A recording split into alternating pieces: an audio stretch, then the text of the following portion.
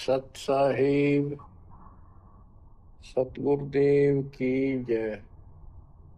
बंदी छोड़ कबीर साहिब जी की जय। बंदी छोड़ गरीबदास जी महाराज जी की जय। स्वामी राम देवानंद जी गुरु महाराज जी की जय हो।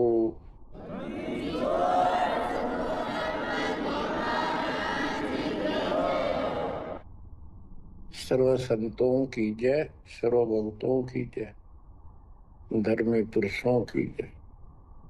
श्री काशी धाम की जय, श्री सुडानी धाम की जय, श्री क्रोथा धाम की जय, श्री बरवाड़ा धाम की जय। सत साहिब परम पिता परमात्मा कबीर जी की असीम रजा से, मेरे गुरुदेव जी के आशीर्वाद से आज विश्व के मानव को अपने निज घर का ज्ञान हुआ। सब सदग्रंथों का सार परमात्मा के द्वारा बताया अध्यात्म ज्ञान प्राप्त हुआ और ये जन्म और मरण कुत्ते गधेश्वर की योनियों में शरीरों में दुर्गति क्यों हो रही है, इसका ज्ञान हुआ। और आपको ये भी ज्ञान हुआ हमारा भगवान कौन है। आपको ये भी जानकारी हुई कि यहाँ से छुटकारा होगा कैसे। ये सब ज्ञान सतगुरु से होता है। तो दास जब भी मालिक को याद करता है तो अपने गुरु जी के एक एक वचन जो मुख्य तौर पर सुनाए गए थे तुरंत आत्मा में लगते हैं जाके और उनकी विशेष याद बनती है और कबीर जी की ये बातें याद आती है। अमरवाणी कबीर सतगुरु के उपदेश का लाया एक विचार, जय सतगुरु मिलते नहीं जाते नरक द्वार। नरक द्वार में दूत सब करते खिंचातान, उनसे कबू नहीं छूटता फिर फिरता चारों खाई। कबीर चार खनी में भरमता, कबहू न लगता पार। सो फेरा सब मिट गया मेरे सतगुरु के उपकार। जय जय सतगुरु मेरे की, जय जय सतगुरु मेरे की। सदा साहिबी सुख से बसियो अमरपुरी के डेरे।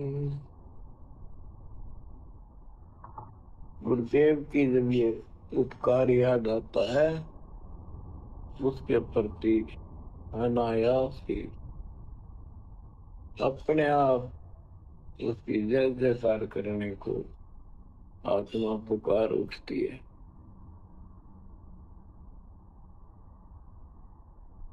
बच्चों, ये जो ज्ञान दास सुना रहा है सब सदग्रंथों शास्त्रों से प्रमाणित है और खुद परमात्मा स्वयं परमेश्वर बना के ये हमें ज्ञान बताया और फिर अपने बच्चों को ऊपर लेके गए, फिर नीचे छोड़ा उन्होंने दिल खोल कर सच्चाई बताई, अपने समर्थ की जानकारी दी। उस घर का सुख और यहाँ के नरक का कष्ट याद दिला जो सत्य है। आज कोई सुखी नहीं, कोई सुखी नहीं धरती पर।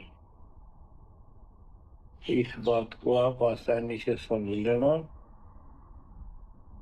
कबीर साहब कहते झूठे सुख को सुख है, मान रहा मन बोल। एक छोटा सा गुजारा हो गया, अफसर बढ़ गया, नौकरी लगी, कार होगी, कोठी होगी, माचा माचा करे। कल को मृत्यु के बाद वही कुत्ता बनकर उस कोठी के बाहर बैठेगा, कोई टूक नहीं डालेगा।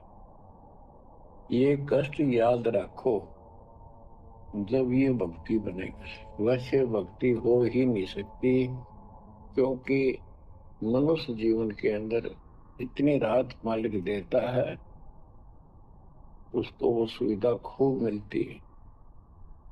जैसे बच्चे स्कूल जाते हैं, पढ़ाई करते हैं, तो माता पिता उनको पूरी सुविधा देते, अपनी स्थिति से बढ़कर, अपनी औकात से भी ज्यादा उन बच्चों पर खर्च करते हैं। और वो बच्चे पढ़ाई ना करके उन पैसों का दुरुपयोग करते हैं, समय का दुरुपयोग करते हैं कि तब बकवाद करें, फिल्म देखें या खेल में बड़े रहे। तो अंत में वो फेल होकर के मजदूर लगते हैं। दास हरियाणा की इरिगेशन डिपार्टमेंट के अंदर सिंचाई विभाग में जूनियर इंजीनियर की पोस्ट पे था। तो वहाँ काम चल रहा था, हम खड़े थे, मजदूर भी थे। हमारा माइनर इरिगेशन का काम था। एक रोड का निर्माण हो रहा था, वहीं पर रोड के निर्माण पर मजदूर वहीं थे। हमारा भी काम उनके पुल बनाकर पार करना था, सड़क को निकाल के। वहीं खड़े थे, उनका एक्शन आया और फिर वो चला गया अपना देख दाख के। उस एक्शन के जाने के बाद एक मजदूर कहता है, ये मेरा क्लास फेलो था, मेरा सहपाठी था। मैं बकवादों बड़ा रहा, पढ़ा नहीं, खेलने जाता, बीच में स्कूल छोड़कर बाहर भाग जाते, और मैं फेल हो गया, ये पास हो गया। देखा जिसकी किसी मोह है, गाड़ी में चलता है, बढ़िया कोठी बना ली है, और मेरे बच्चे वही रेत में पड़े हैं। यूं कहकर आंखों में पानी आ। कबीर साहब कहते, आज 6 दिन पाछे गए, गुरु से किया ना हेत, अब पछतावा के करे, चिड़िया चुगी खेत। इसी प्रकार बच्चों, आज आप इस परमात्मा के कॉलेज में, स्कूल में,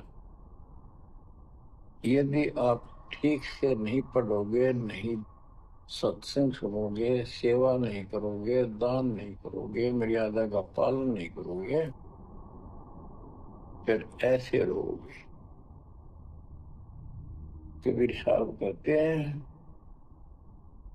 खिड़की दे दे रोवेगी सुरता जब तू चल लगी अकेली। ये आत्मा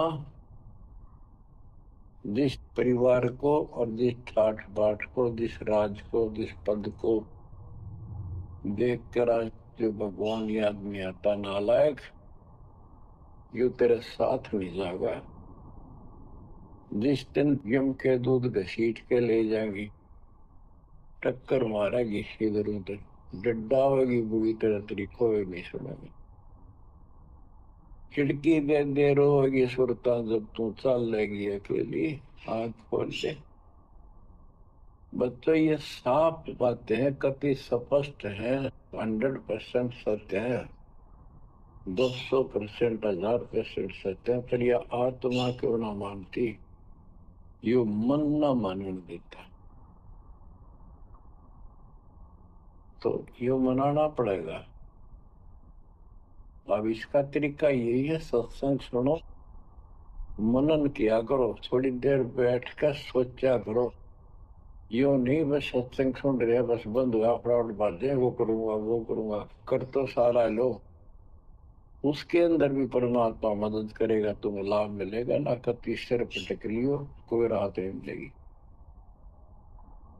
अगर यूं सेठ बनते हो तो सारे बन जाते, सारे बाजे बाजे फिर पल्ला कुछ भी हो नहीं।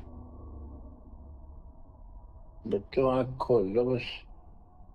मैं तो आखिरी सांस तक ये बोलूंगा, क्योंकि मेरे अंदर तो ये फीड कर दिया मेरे दाता ने, मेरा कर्तव्य बना दिया। मैं अपने कर्तव्य पर उनको बोलूं नहीं। आगे आपकी किस्मत, आपके कर्म, आप कितना इसके ऊपर खरे उतरोगे, कितना इसको फॉलो करोगे। गिरिव न्योली नाद सुभान गति, लड़े भुजंग हमेश, जड़ी जान नाम जगदीश है, विष नहीं व्यापै शेष। एक वाणी में कितना गजब का ज्ञान भर दिया।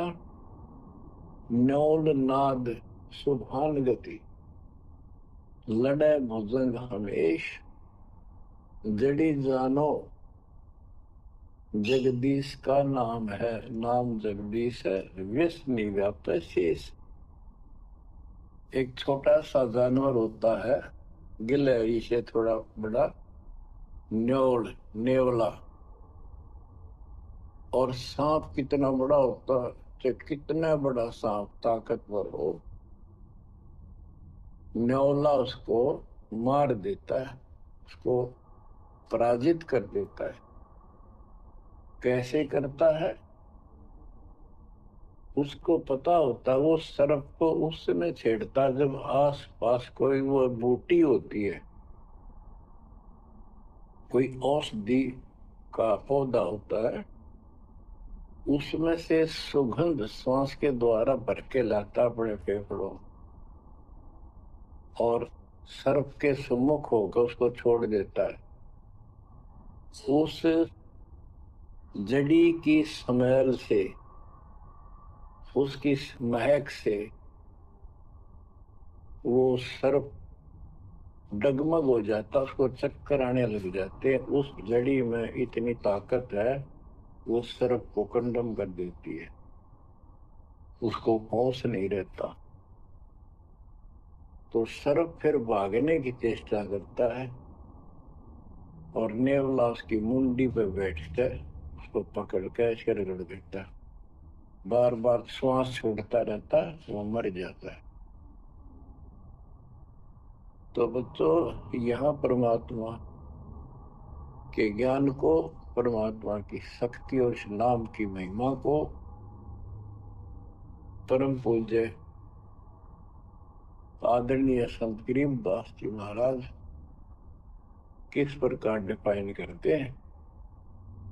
गिरिवन्योल नाद सुभान गति, लड़े भुजंग हमेश, जड़ी जानो नाम जगदीश है, विष नहीं व्याप शेष। के दो ये मंत्र आपको दिए हैं, ये परमात्मा का नाम जो है, ये वो जड़ी है, नाग दमन जड़ी है। ये न्योल नाद सुभान गति, लड़े भुजंग हमेश, कि न्योला अपने से कई गुणे ताकतवर सर्प के साथ उस जड़ी की ताकत से लड़ता है, उसको भगा देता है, मार देता है। तो ऐसे ही जो सच्चा नाम को मिले हैं, प्रथम, द्वितीय और सारना, ये समझो यह जड़ी है। इन भूत प्रेत और अन्य देवी देवता पितर पुत्र की तो बात छोड़ो, मेरे भूत तो छोड़ो, इनकी तो गल्ला छोड़ो। अगर काल भी आ जाए ना, विष्णु व्याप शेष शेष नाग तो सब तो ताकतवर हजार पुरुष के कि इतना ताकतवर काल है। आप इस विधि से लिए हुए मंत्र को, जैसे जिसका नामकरण होगा उससे कोई असर नहीं होने का। मर्यादित भगत बेटा या बेटी, और कोई भी आपत्ति आती है, यम के दूत कोई कष्ट देना चाहते हैं, एक बार सिमरण करो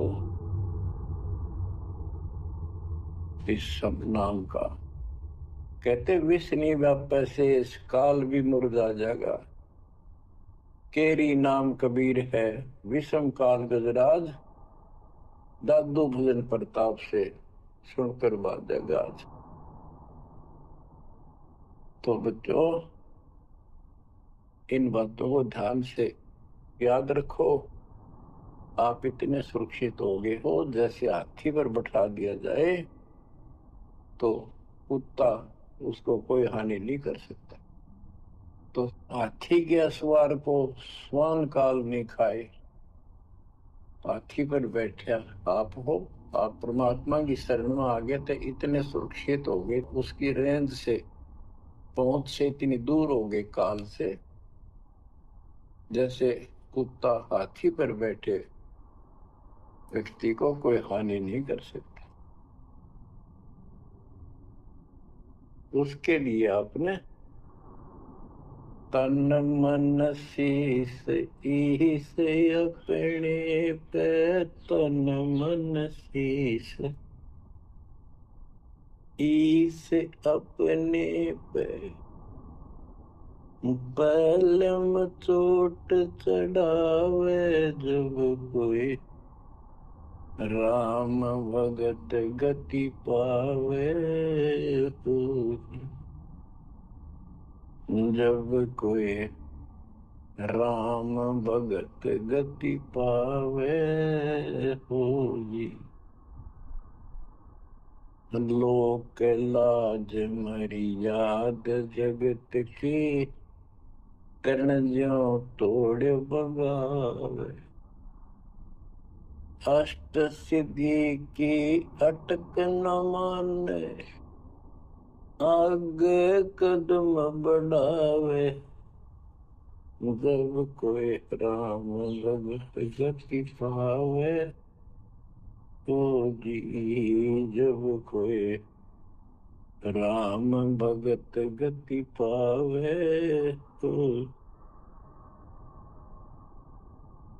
बच्चों, ये सारे फार्मूले लाने पड़ेंगे जब यह प्रॉब्लम सोल्व होगी, जन्म और मरण की।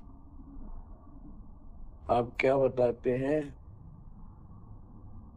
गरीब हंस गवन करते नहीं, मान सरोवर छाड़े, कौवे उड़ उड़ जाते हैं, खाते मांसाहार।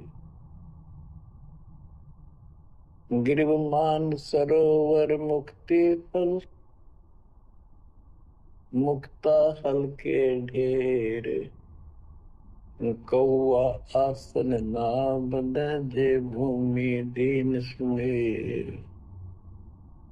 गरीब कौआ रूपी भेख है, ना प्रतीत यकीन, 68 का फल मेट कर बहे दीन बेदीन। गरीब हंस दशा तो साध है, सरोवर है सत्संग, मुक्ता हलवाणी चुबे चढ़त नवेला रंग। और देख कितनी अच्छी व्याख्या की है संत गरीबदास जी ने, कमाल कर दिया। गरीब अंश गवन करते नहीं मान सरोवर छाड़। कौवे उड़ उड़ जाते हैं खाते मांसाहार। फिर बताया है गरीब हंस दशा तो साधु है, सरोवर है सत्संग।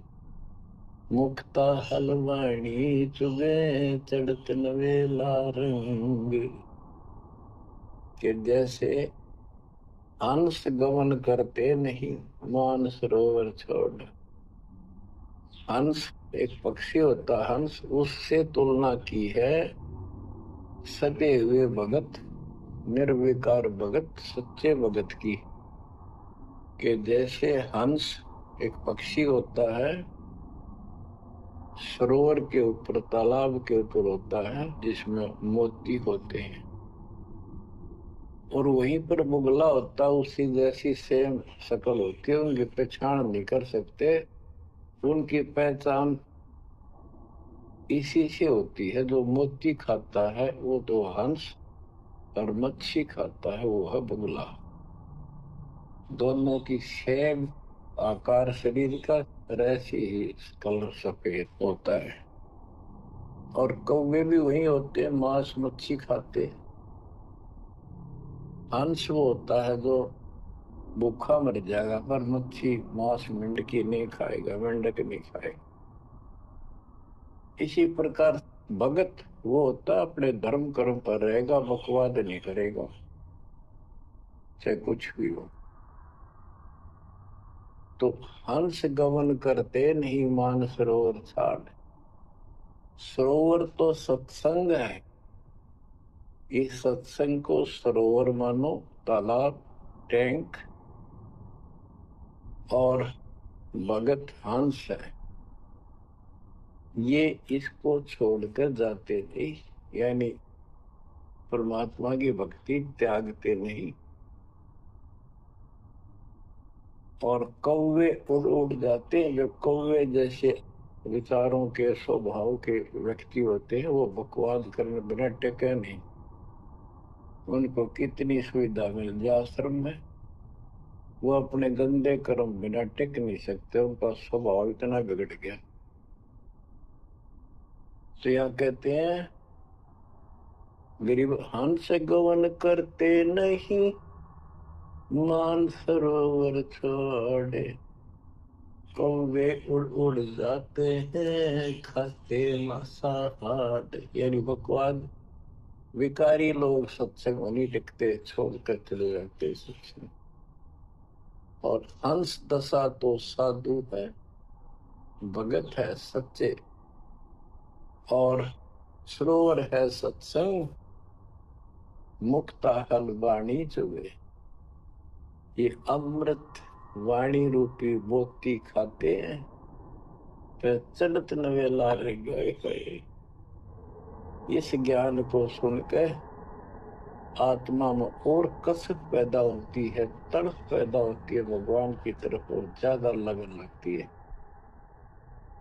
मुक्ता हलवाणी चुगे, ये मुक्त होने की मोती रूपी वाणी चुगते हैं, खाते हैं, सुनते हैं, आत्मा का आहार है। फिर चढ़त नवेला रंग, और अजब गलू आत्मा के अंदर इसका असर होता है, प्रभाव पड़ता है। फिर वो बताते हैं गरीब कोट वर्ष करे संगत साधों की, पत्थर का जल में क्या बीज है। चंदन बन में रंग लागे एक बांस बेटन भी ना सीखे। गरीबदास जी कितना प्यारी व्याख्या करते हैं कि कोटि वर्ष कर संगत संतों की, सतगुरु की, पत्थर का जल में के बीज है। पत्थर को पानी में डाल दो कितने में, और तो 100 वर्ष के बाद निकाल लो, उसका कभी असर नहीं। उसको एक दूसरे के साथ बिठा दो, जुब्बा चिंगारी पाटेंगे, जबकि पानी से तो सब नरम हो जाते। इसी प्रकार बताया है कि जो निकम्मी आत्मा है, पत्थर हो चुके हैं काल के बकवाद कर करके, वो सत्संग में कितने दिन रहोगे, कभी असर नहीं हो, उन बकवाद करनी ही करनी। ग्रीव कोट वर्ष करो संगत साधुओं की, पत्थर का जल में क्या बीज है, और चंदन बनला रंग लागे एक बांस बिटम गई ना सीधे। चंदन का एक पेड़ होता है, उसमें से समय निकलती बहुत सुंदर गुड समय, और आसपास के जितने पेड़ उसके पास होते हैं उनमें भी उसकी स्मेल से उनमें भी स्मेल आनी शुरू हो जाती है। अगर उसको काट दिया जाता है दूसरे वृक्ष को, उसकी लकड़ी कहीं ले जाते हैं बाहर, तो उसमें स्मेल आती है, लोग चंदन समझते हैं। और कुछ नकली व्यापारी उनको चंदन के रूप में बेचते भी हैं। कहने का भाव ये है कि सतगुरु के पास रहने से, सत्संग सुनने से अच्छी आत्माओं का तो असर पक्का होगा। लेकिन बांस विटम भी ना सीधे, बांस का जो होता पेड़ एक जैसा, बांस देखा आपने, ये पेड़ होता है इसका, लंबे लंबे होते, इस पे चंदन का कोई असर नहीं होता। तो जो बांस जैसे कट्टर इंसान है, जिनकी आत्मा गिर चुकी है, मर चुकी है, उन पर इनका असर नहीं होता। वो ऐसे लोग हैं, संगत माई कुसंगत उपजे, जैसे अपन में बांस आपा किसके आग लगा हुआ कर बंखंड का विनाश। अब क्या बताते हैं, जो सत्संग में आके भी बकवादी है और उनका असर नहीं हो रहा, वही कर्म बकवादों वाले करते, नाम तोड़े हैं, सार नाम लेकर भी बकवाद करते।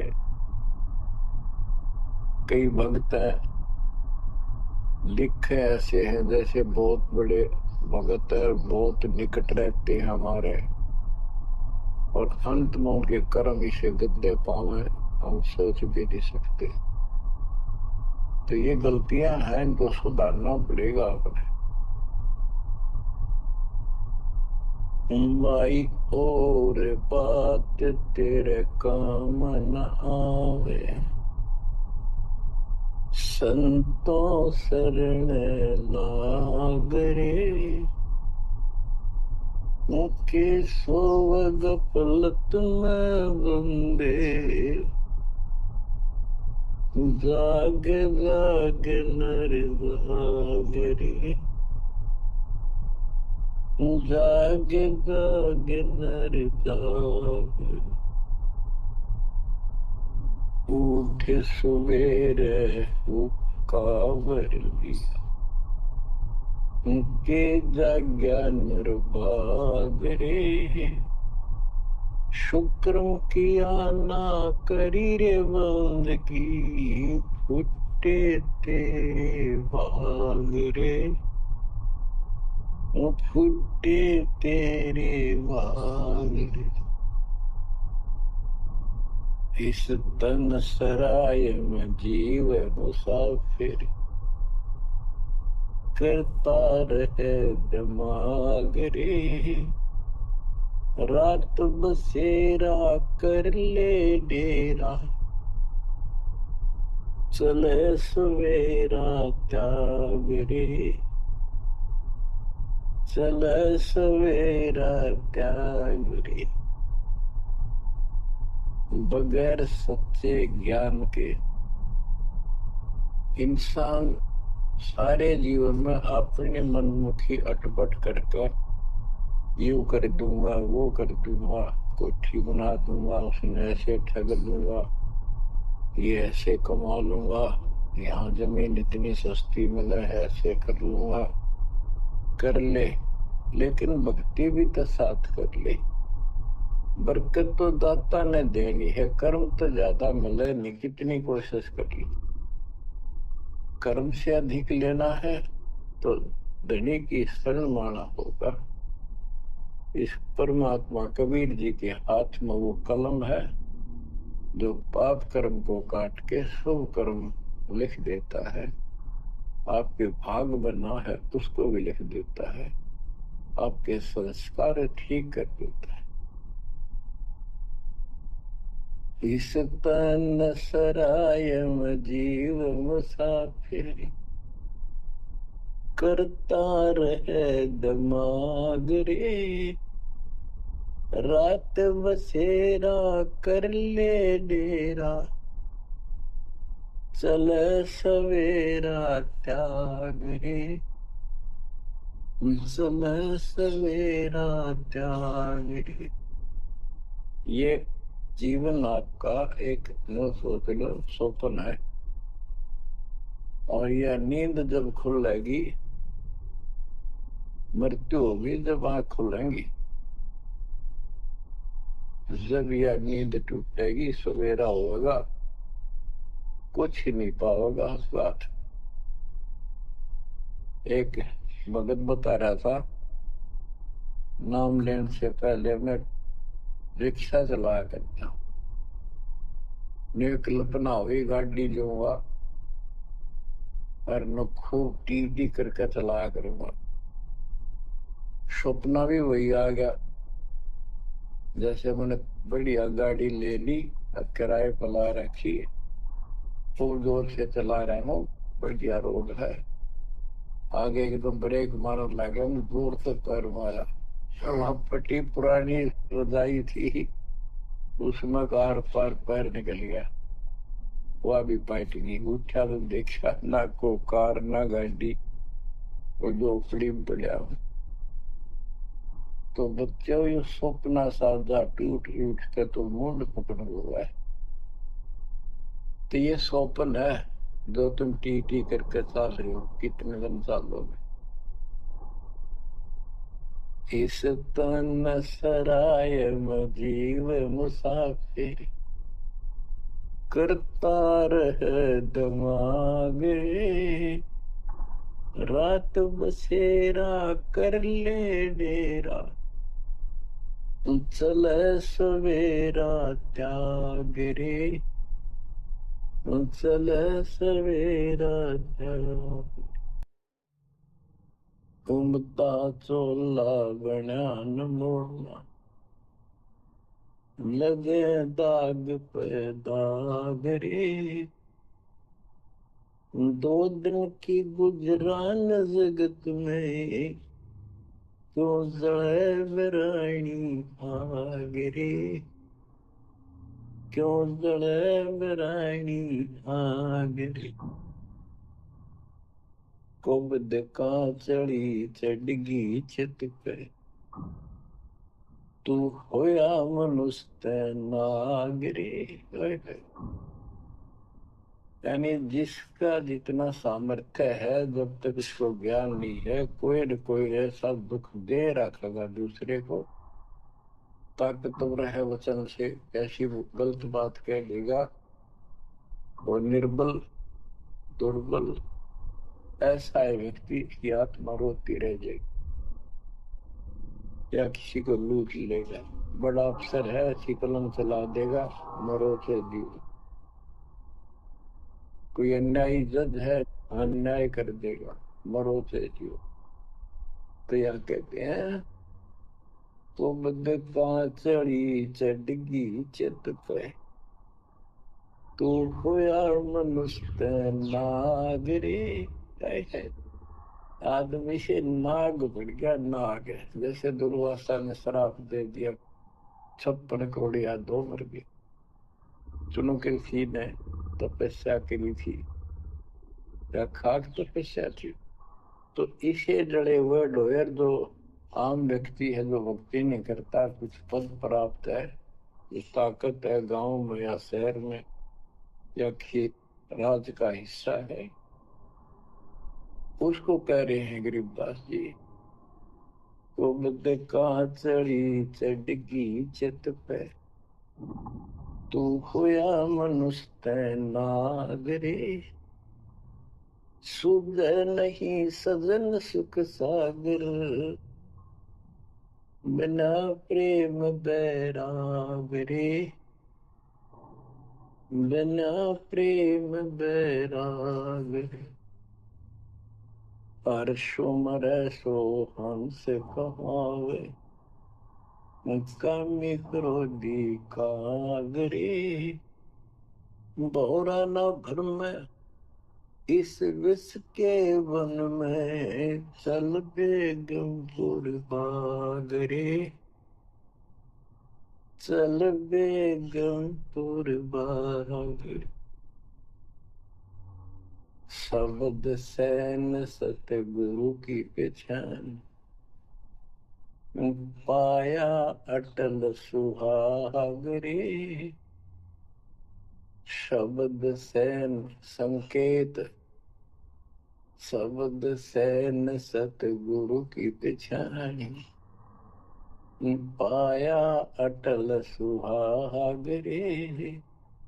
नतानंद महबूब गुमानी, प्रगट पूर्ण भागरे। प्रगट पूर्ण भागरे। हर्ष उम्र सो हंस कहावे, मर्यादा में रह के जो भक्ति करता है वो हंस। सत साहिब सतगुरुदेव की जय। बंदी छोड़ कबीर साहिब जी की जय। बंदी छोड़ गरीबदास जी महाराज जी की जय। स्वामी राम देवानंद जी गुरु महाराज जी की जय हो।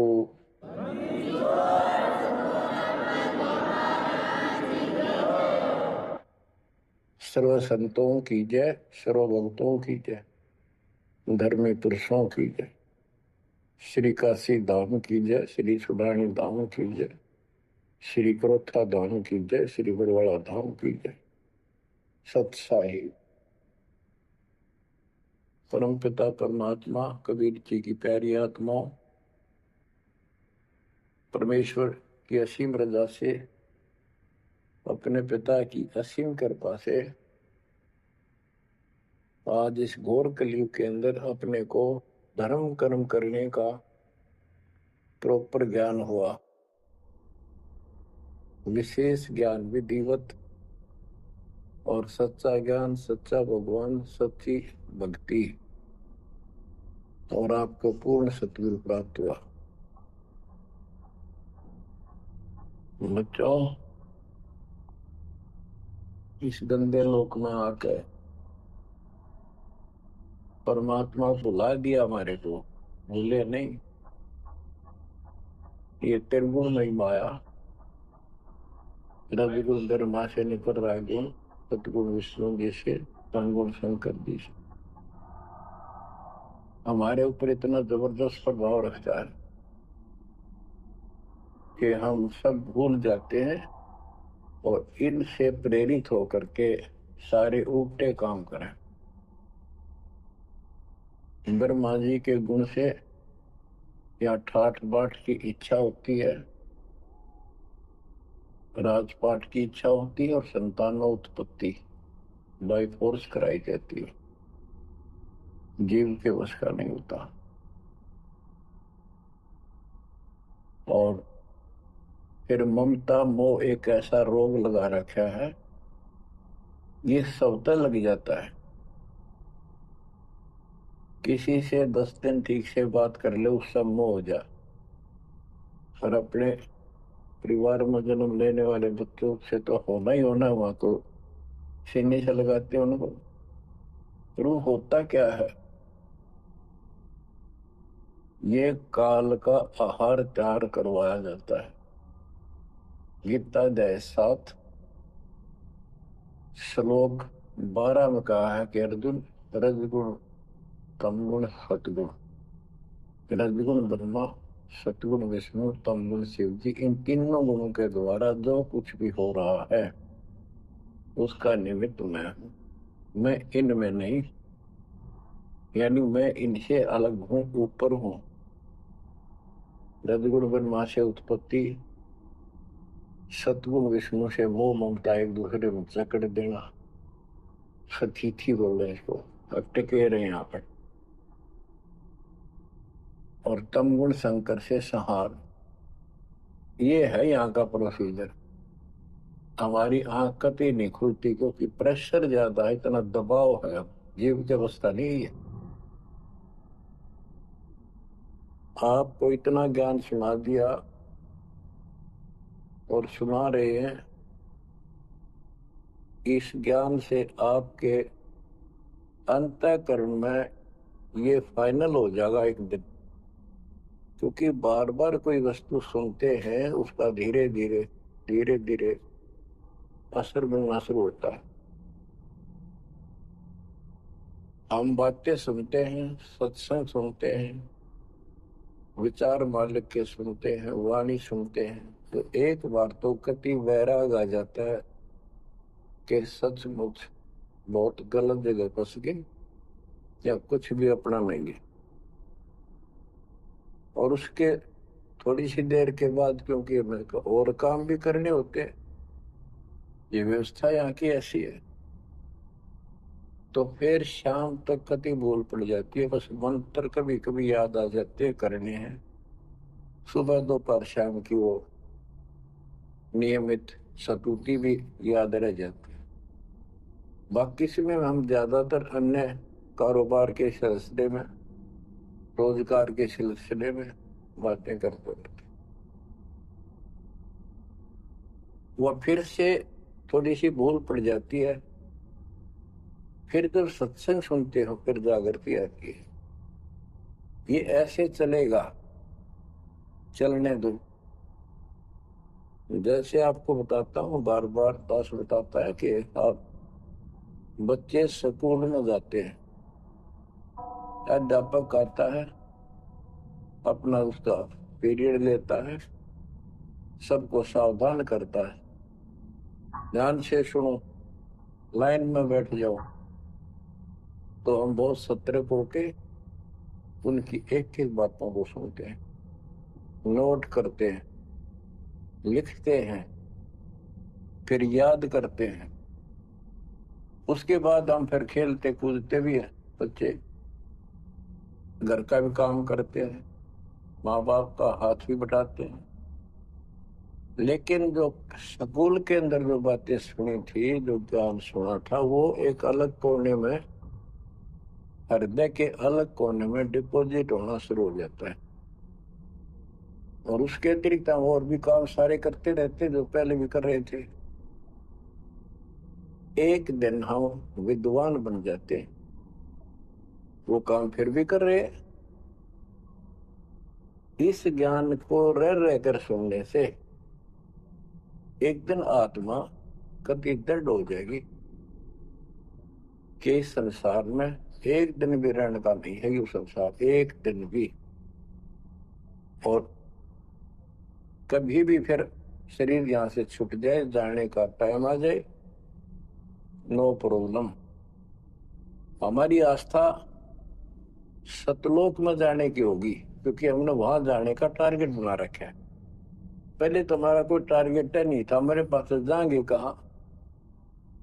उसमें कोई बच्चे में मोह हो जाता, परिवार में मोह रह जाता, यही कुत्ते बनकर जन्म ले लेते। कबीर साहब कहते, जहां आशा ता बासा हुई, मन कर्म वचन सुमरियो सो।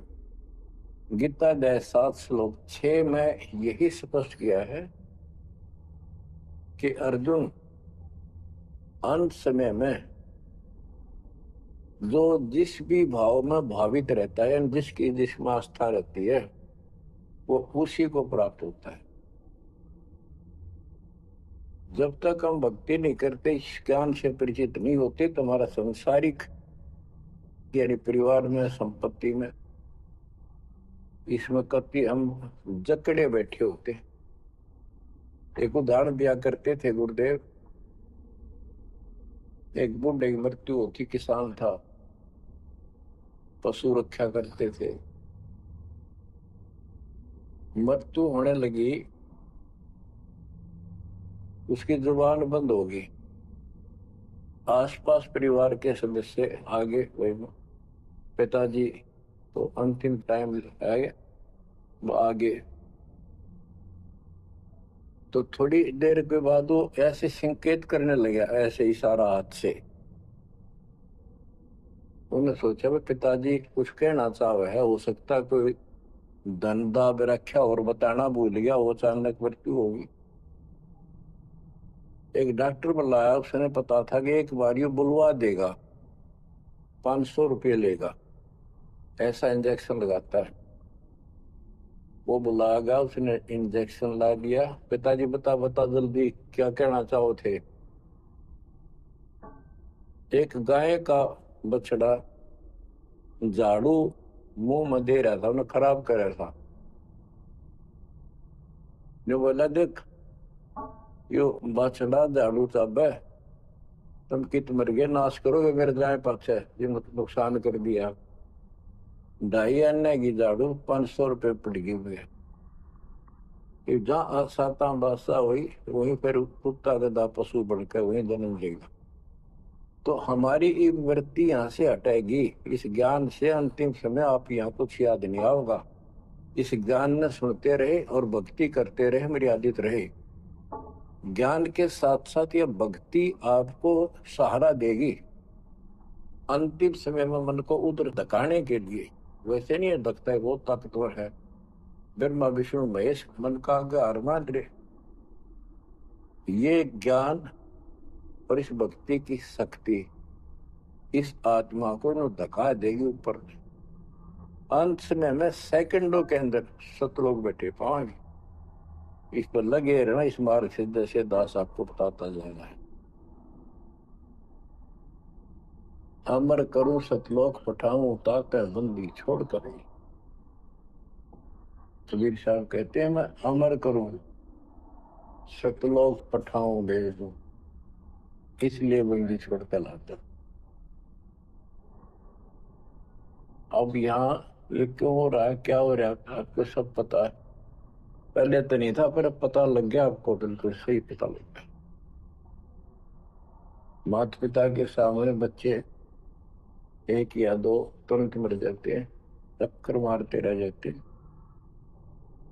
हाथ कुछ नहीं आना, और कई महीने वर्षों तक उसकी याद सताती रहती।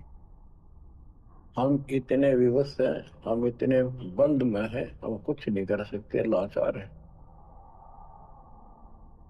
एक राष्ट्रपति किसी देश का या प्रधानमंत्री या अन्य कोई शख्स मानता अपने आप को, उसका इकलौता बेटा मर गया, प्रधानमंत्री, टक्कर मारा वो टक्कर। और उससे पहले आकाश में वो थी उसकी तुती, साथ में आकाश में रहा था, उसका दिमाग धरती पर पटक दिया।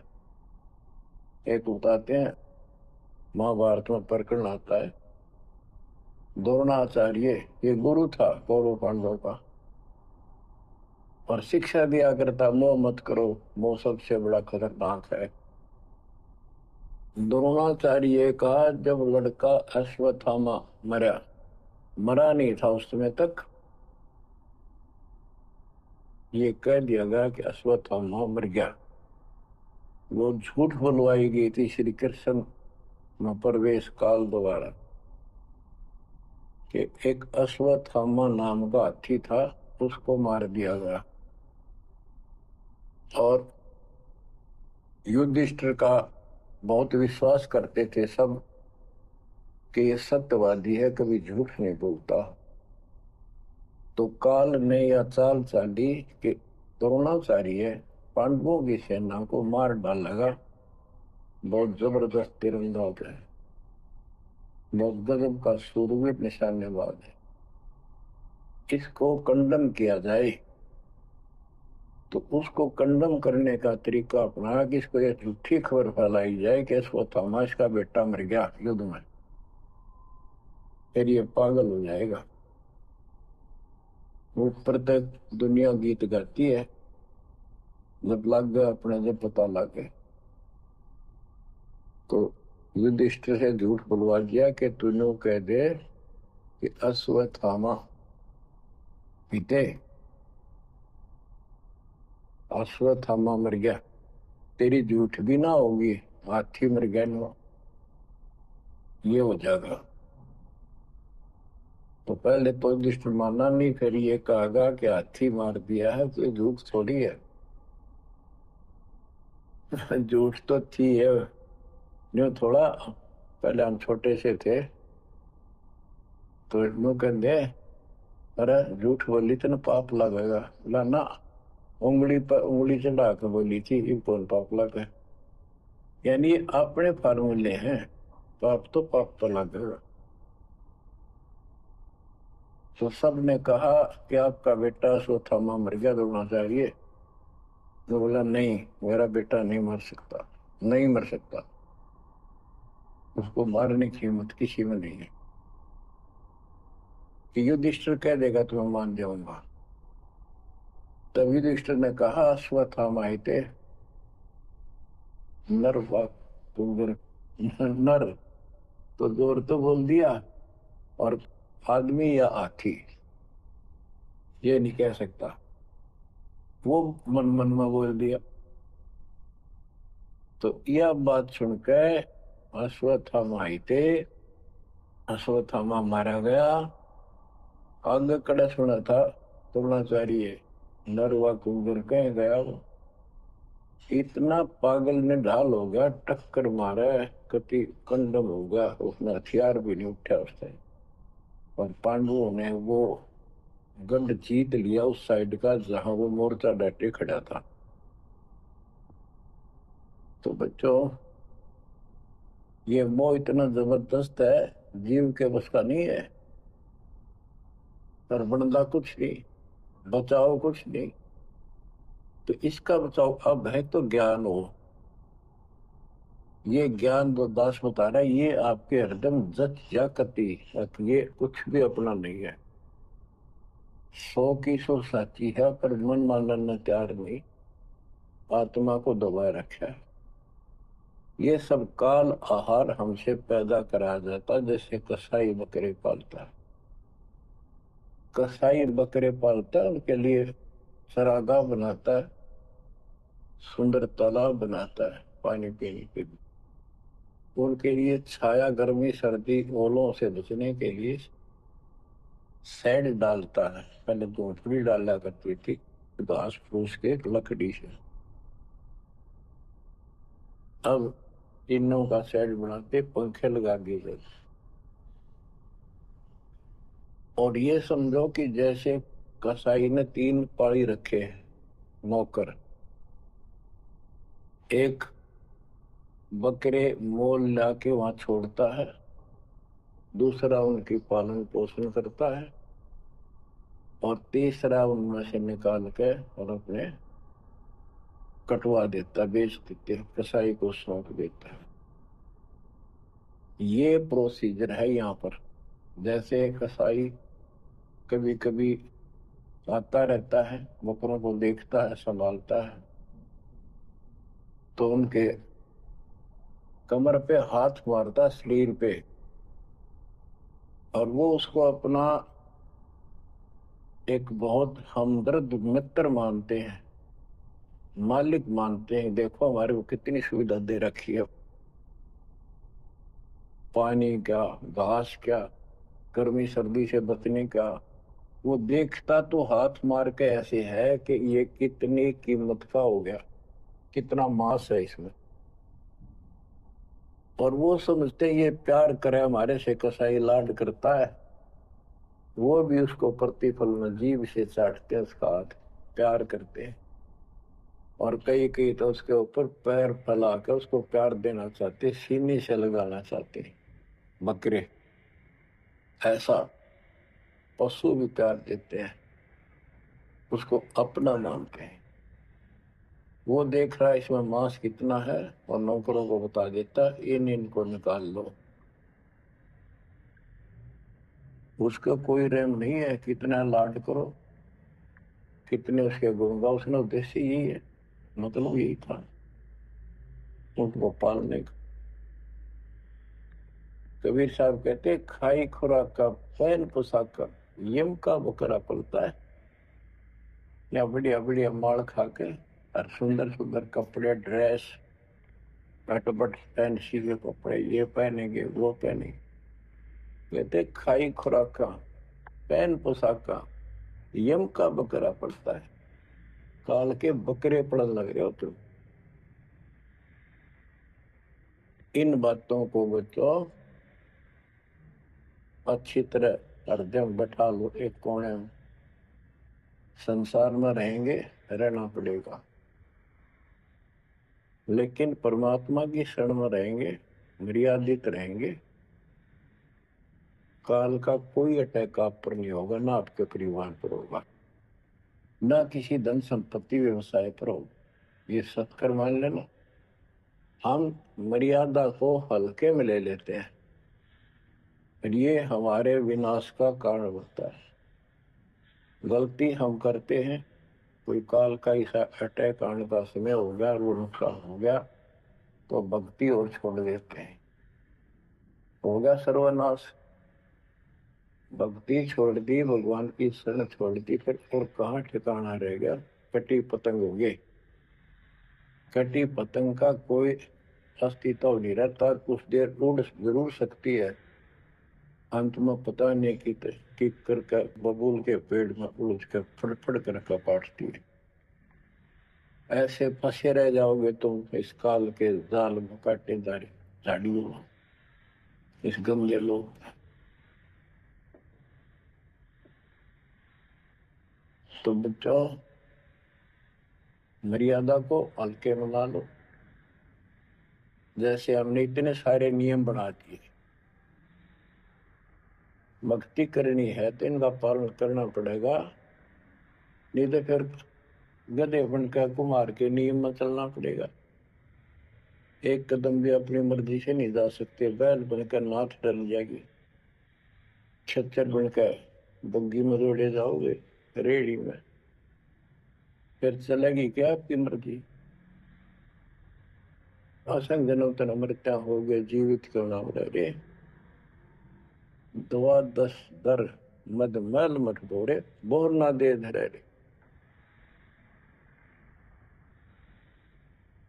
तो बच्चे जीवित मर लो, इन बातों को छाती में धर लो, हृदय में बैठा लो, कति मस्तिष्क में।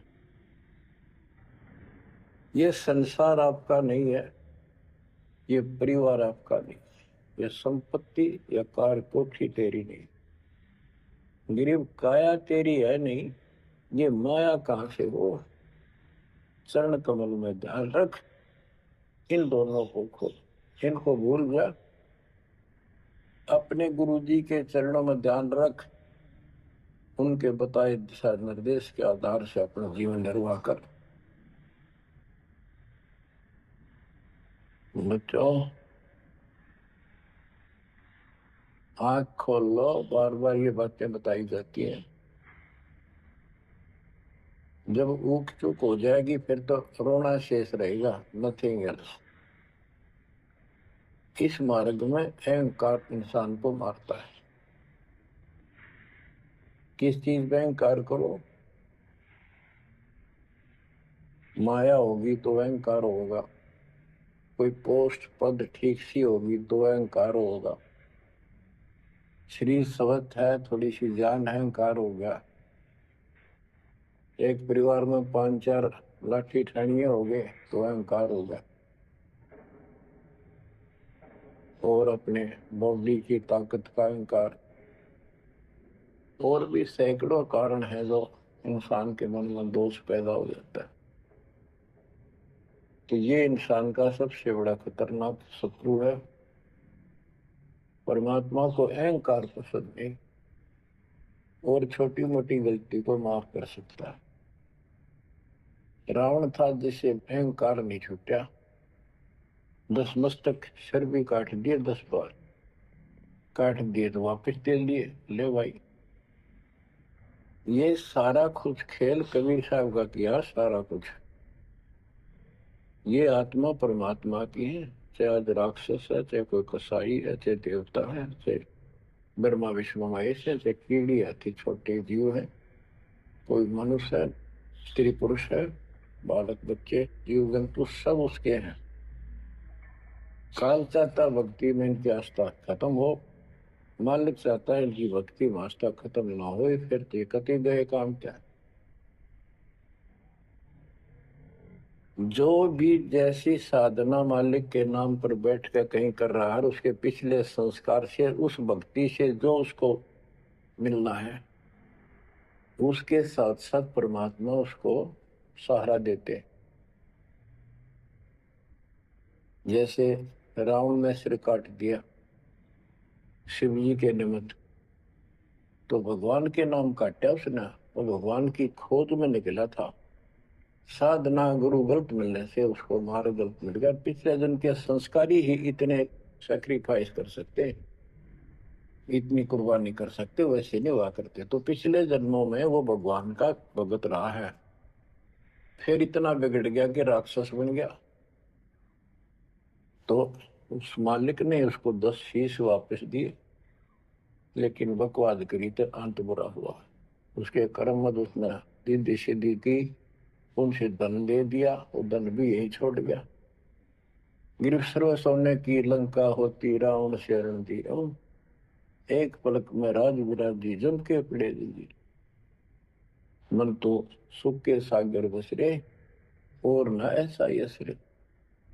क्या मांगो कुछ थिर न राही, देखत नैन चला जग जाई। 1 लाख पूत 1.25 लाख नाती, उस रावण का आज दीवान बाती। एक पुत्र मांगते फिरते हैं, एक बेटा देते, हे भगवान बेटा हो गया।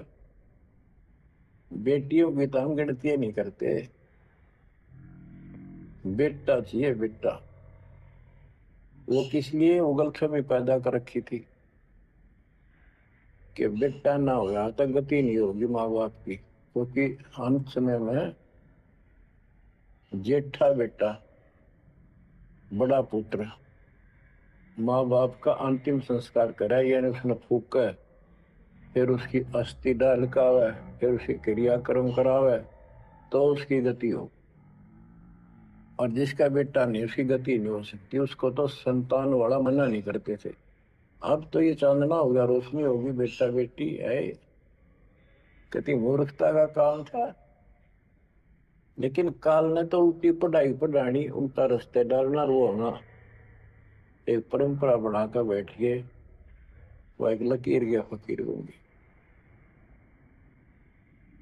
जैसे राजा दशरथ का सबसे बड़ा बेटा रामचंद्र था, उसको राज दे दिया, और फिर उसको वनवास देना पड़ गया मजबूरी में। रामचंद्र जी वनवास में चल पड़े। राजा दशरथ का इतना मोह था अपने बच्चों में, रामचंद्र में विशेष, और जो बिछुड़ा उसमें ज्यादा हुआ करे, तो नो चल पड़ा। महल को ऊपर चढ़ के देखा, दिखता रहा, पर नहीं दिखा, तो चौबारे की अटारी पर चढ़ गया।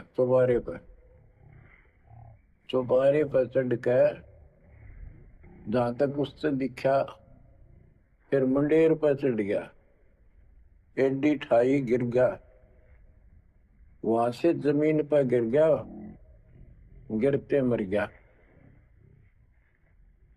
अब रामचंद्र वापस नहीं आया, उसका अंतिम संस्कार किसने करा? वो पूछने वाला वे मंदबुद्धियों ने, जो दुनिया को भ्रमित किया करते थे, किसी की अकल वहां नहीं गई वहां तक। जेठा बेटा था ही नहीं, फिर उसके अंतिम संस्कार किसने करे? दूसरा न करे होंगे। तो ये बात कहने की है, तो इसका मतलब उसकी गति हुई नहीं। बेटा होते हुए भी अंतिम संस्कार नहीं कर सका। तो इन भक्ता ने छोड़कर सतगुरु कबीर साहब द्वारा जो ज्ञान दिया है, इस पर दंड हो जाओ। देखो, हमारी सारी बात उल्टी है। भक्ति मार्ग में बेटा है बेटी है, अच्छी बात है। परमात्मा के चरणों में लग गए दोनों, तो अब तो बरी से हो गए, क्यों भगवान आप पर खड़ा हो गया। और बेटा भक्ति नहीं करता और बेटी करती है, तो एक कौड़ी का नहीं हो बेटा किसी काम का। कबीर साहब कहते हैं, राम रटत कन्या बली शक्र फलाना पूत, छेरी के गल गल थना जिसमें दूध न बूत। बकरी के गल में एक खालडा लटका रथन के साथ व्रत की खाल, कहते वो बेटा था गल का ऐसे वजन है सिर पर, बेमतलब का व्रत का दिखावा दिखावा है। और वह बेटी अच्छी, राम रटत कन्या बली सकट बलाना पूत। तो बच्चों, ये दातम मार्ग है, इसमें सारी बातें पहले से विपरीत हैं। देखो, बेटा ना होगा बेटी बेटी होगी तो यहाँ सृष्टि नहीं चलेगी, और बेटी बेटी होगी बेटा नहीं हुआ तो भी दिक्कत संसार की सृष्टि में आ सकती है। बाकी भगत का कोई फर्क नहीं पड़ेगा। इन बातों को जो दास कहता है, इनको एक सामान्य बातें ना समझना, निष्कर्ष है इस जीवन का। जिसके बेटी नहीं है उसको ये तड़प रह जाती है बेटा होता, या भूल के भी ना करना। इन बेटे वाले देख लो कितने सुखी, टाइम पर रोटी नहीं चाह ने भी तरसे बैठे बैठे। वो छोटा सोचा बड़ा आप दे देगा, बड़ा सोचा छोटा कह देगा। बड़े बेटे आंखा में आंसू उड़ाएंगे। और बेटी आखिरी सांस तक प्यार देती है अपने माँ बाप को, एक आदि ने कमी बात कह नहीं सकते, जो किस्से की गुना होती हो तो आत्माएं नष्ट होती है।